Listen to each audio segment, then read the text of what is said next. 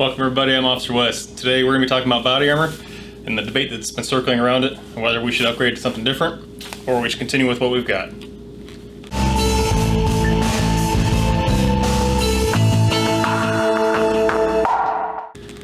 Alright, welcome everybody. As I mentioned before, we're going to be talking about body armor today, and body armor is a kind of an integral part of our uniform now.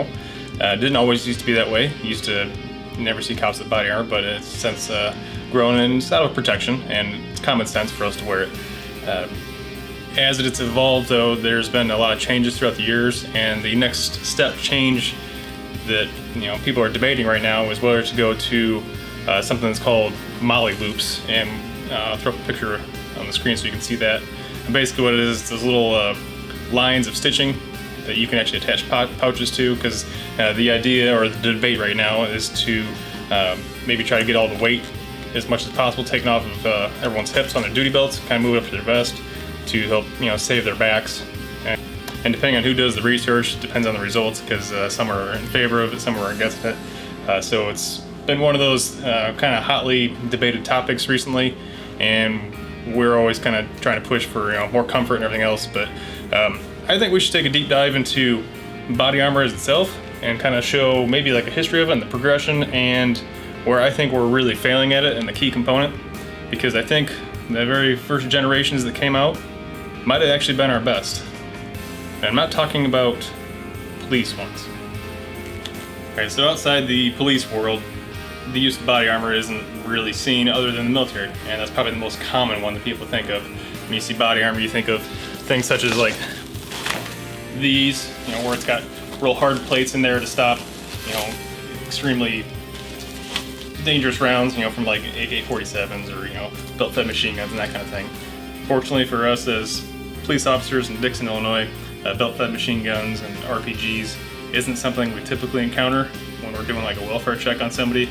So hopefully it never comes to that. But military, they're the ones that kind of had the invention of body armor, and it's gone throughout all of history. So if we go back through just even our department's use of it, for things like our tactical team, it started out with some really ridiculous looking things like this, okay? I don't even know what's in here. I think steel plates maybe? Something. But it's ridiculously heavy. You can't attach anything to it. There's several generations later, it's upgraded to, these where it's got those MOLLE loops that we were talking about for a normal thing. Again, I showed you this one here, but we're not talking about everyday wear because these are really heavy. I don't think we have the need for hard plates like we got here. They'll stop, extremely high caliber rounds. And I'm not saying technology is a bad thing either. It's because we got, Vietnam era weaponry, but still functions the exact same as more modern day stuff. But, with modern things, you can have optics and attachments and lighter or, better barrel lengths, better functioning. So there is the argument for technology. But I think aesthetically, I think we need to take a few steps back. So part of the biggest argument over, why don't we go from, the vests we have now to ones that maybe are more comfortable with the loops and stuff on them. I know some departments are. And the argument usually always comes back to, well, we look too much like the military when we do that. So you don't want to look too militaristic because you're just a local police force, not an invading army or something like that.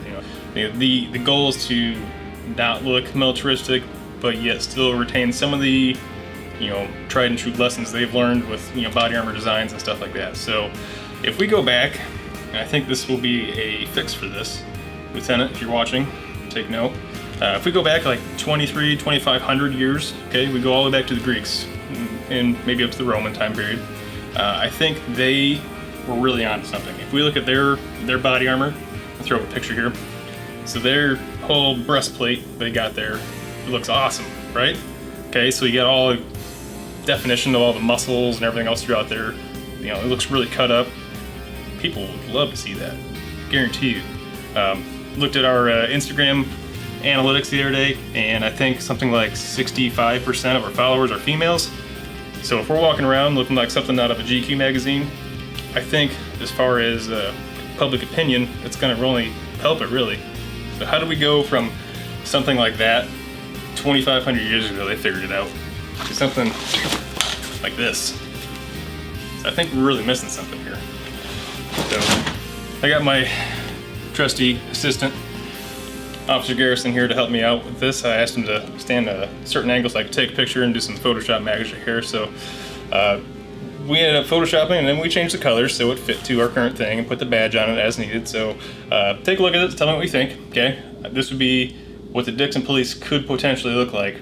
I don't think it's too militaristic, and I think it's pretty tough looking, even though behind that armor, none of us look anything like that, but we can use our imaginations, right? Okay, so logistically, I haven't quite figured this out yet, how we're going to make this work. If there's any blacksmiths in the area, or someone who's good with working with either iron, or I believe they used bronze back then, let us know in the comments, and we may try to figure out a way to dye it to this nice, police blue color. For any other departments that want to use this as their own idea, more than welcome to it. I'm sure the copyright claims for the Greek armor has probably since expired. It's been 2,500 years, so I think we're probably good there. All right, if you guys enjoyed this video and enjoyed this kind of little history we got going on with the armor and what I think we should go to for aesthetic purposes, well, really only because these are probably way more comfortable, go ahead and hit that like button. Make sure you guys subscribe. You can also follow us on Instagram, Twitter, and Facebook, and YouTube, obviously, because we're on it right now. We'll see you guys next time.